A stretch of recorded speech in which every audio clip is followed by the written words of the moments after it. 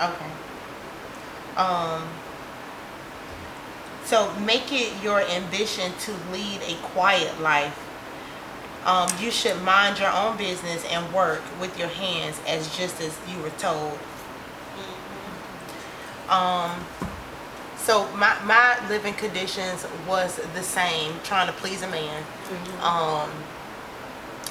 I found myself going to church and coming home and rolling the J, smoking with my baby daddy. And when our friends come over, I was trying to speak the gospel through them. And he was like, oh, here she come with the church thing. And I'm steady trying to smoke and chill with them. And you can't balance it out like that. They not listening to me. You all trying to say all this, but I'm steady passing the blunt. Yeah, they not gonna receive it. So I did that for a while, and you got to get that thing together.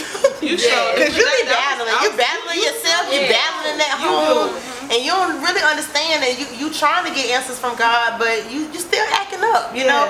And so you don't get your full blessings. I didn't know it then. I definitely was still crying out, why can't you do this? Why can't you do that? I'm tithing and I'm offering, but I'm still I'm trying to do half him and still live the world, and it don't work like that. No, it don't. So while you think it's gonna add up, it's not. It's not. And you do got to give wholeheartedly. And you got to live that thing all the way through your walk. Even where you think that you shouldn't bring God, you got to bring God in that thing. You do. And I was in the same predicament. Like, before he rolling the blunt, before I even I'm getting dressed for church, and you rolling already. Yes. I'm thinking that night before, I'm gonna go with you, baby. Then the next morning, you rolling. I'm like, okay, you're not going. You're not going. Yeah, so I'm just getting dressed or whatever. And I know when I went back home, it's gonna be the same thing, like that temptation. But then when I got fully took it from me, it was like I walk in and I know what you're doing, but it don't faze me no more. Like, and that's when I knew our journey together was about to be going, because the husband is sanctified through his wife. So if I'm coming home and I'm doing what I'm supposed to do for the Lord, something should catch, something should get. Just like in your predicament, you know that God, we came over to that side. Mine was the total opposite. Now you have to be removed from my life, because God has calling on my life, and He said what He's gonna do for me.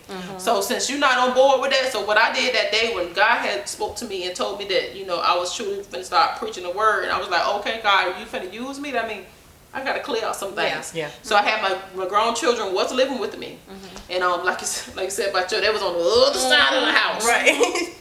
And so I went to their little wing over there, and I let them know, listen, I'm gonna start preaching. So that means all other sins have to stop in this house. That means you can't smoke in my house no more. Don't come ask me about no money to get no smoke or nothing like that. I said the respect is gonna be due, and I'm gonna preach in the word. And that came out of nowhere, because I was just going to church one day and God gave it to me. And so their faces was like, for real, like, okay, we know you start smoking weed and everything, but you finna do this thing? And and then one of the children was like, oh, Mama, I have to move out, because I don't know if I'm ready to just stop. And he just moved out. Because I'm going to give you respect. And I know I already seen it in you. I was like, okay. But the other one just like tested me. Like, it be different stuff. Like I find liquor bottles and stuff in the closet. Or they'll go in the garage and I can smell the smoke when I come home from work. And stuff like that. So I had to remove them too. But him, he just felt like, okay, so I'm your mate. Like, I don't really have to comply. Right. I came into this relationship doing this, so I don't want you to change me. I go to church with you, like he did every once in a while. He go to church, but it wasn't a fully transfer over thing to him. And then my new husband, who I have now spoken to his life and said, God said freedom, and he was like, oh, okay, yes, like, if I get in trouble, I'm finna beat this charge, God finna free me. That wasn't none of what God was talking about, baby. He finna say, he finna free you from my life. Yes. And so when God, and freedom for him too, because you doing this just to be here. You're not straightening up for yourself. Right. And that's what I told my mom about her boyfriend. Oh, he stopped reading the Bible. That's because he wasn't doing it for himself. That's true. You shouldn't have to tell nobody you need to start picking up your Bible. Yes. When they pick it up for themselves, that's when the work is really happening. And then the funny thing is about that one, that was freedom for him. He probably felt in hell. His grandparents was truly a pastor. Wow. His parents, you was raised up under a Christian household. but you don't understand my struggle or trying to get right with the Lord. Yeah. You know, so I knew because they don't be wanting it for themselves. No, they don't. Yeah. And I know when you truly trying to make your living condition spiritually, and it's truly for God. If it's not like He wanted, He gonna remove them. He will cause a separation. He will remove it out your life. He will cause a separation. You won't even know the thing is happening. Like that song says, suddenly. Yes. Suddenly. Yes. And it's good, and it's okay. Your best friend fall off. Yes. If it ever falls off, it is okay. Like embrace that change. Yes. Go forward. Move forward. That's because right. if it's better for your life, let them come back and catch up. They might have to go around a whole bunch of circles before they get. But if it's better for your life, boy, you better keep walking. But you know what? What is so dangerous is when God is trying to cause a separation and we still try to hold on to it. We try to hold on to it with everything we got, and God is telling you to take your hands off of it. Yes. And we still try to grab it. We still try to, even with the pinky finger, we still be trying to hold on to it. God said, turn it loose. Yes. Turn it loose. Yes. And it was easy for me because the God already put that thing in me. Well, if you want to be okay, go. Right. I'm not finna. I'm not fighting over you. I'm not crying over you. Right. Like it's gonna hurt, but I will get over it because I know who I serve. He got me. But if you gotta go, you know you gotta go. I was never the one to please don't know. Take your clothes back out. Don't pack. Don't pack. Don't leave. Baby. Oh, you got. Okay, thank you. Tighten them clothes. Our journey has ended. Yes. It was good. Okay. You know, it don't matter. And that one was for 12-year journey with that person. So it wasn't like I'm saying like we was together one week and next week. No, baby, it was years, and God still had me until I washed my hands from. And He didn't even bring me back memory. Thank you, Jesus. Because He didn't even bring me memories. Like I would be discussing with my new husband, and he would be talking about her and him and what they went through and all their memories and blah blah blah. And I had to sit there and just listen to all of it. I'm talking about for like years. I had to listen to this one them. But He never gave me to where we talked about mine. Like I never share any. Even if we went to one of the spots that we used to go to, I never like. Oh, me and blah blah blah used to be here, nothing like that. He didn't even bring back to my record. I know that's right. My memory of none of it. Yeah. So even though it was 12 years, let me tell y'all women out there, don't hang on to a relationship because it's the years. Yes.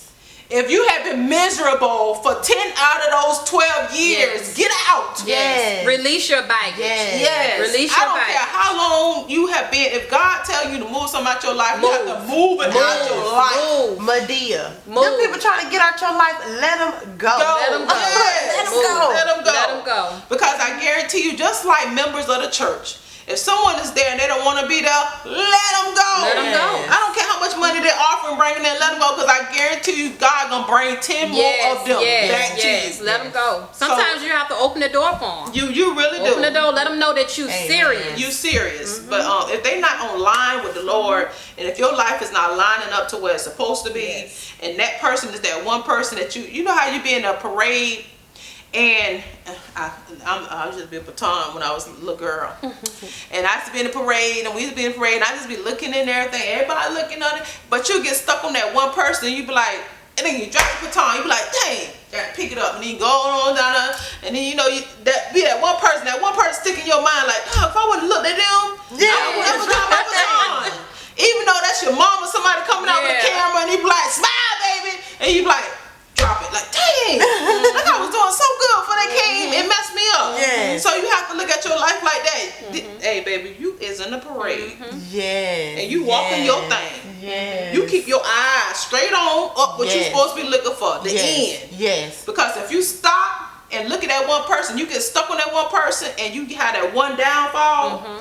Even if that person come to you after the parade, but like, oh, I seen you drop, but you was all right, baby. The picture came out so good. You was so good. But you made me stumble. You made me stop. And in front of everybody else, in front of all your friends, all your family, you have to come back from that sin, pick that thing back up, and try to do it all over again. But then I used to have this one little girl that was with me. Every time she dropped it, she used to cry and just hold her thing and walk like this through the whole parade. I'm like, girl, if you don't swore that thing. Okay. But she would just keep going. If she was distracted about something and she would drop it, even in practice, she would pick it up and just hold it and be mad the whole time. Because the teacher always told, don't never leave it on the ground. Always pick it up. Yeah.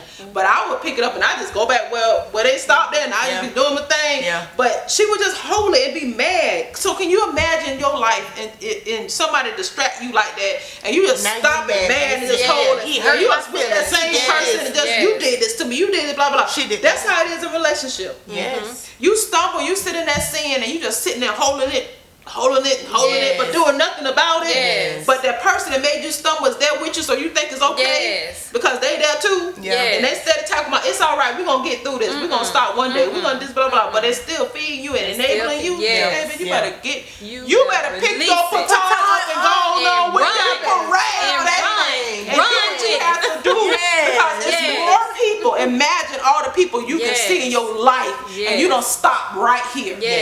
And the parade is miles long, but you don't stop right here thinking, oh, this is it for me. And long as I got this little surround and these little people cheering me on, I'm good with life. No, get outside of that box. That's right. You Step don't know outside what's that down the box. line for you. You don't.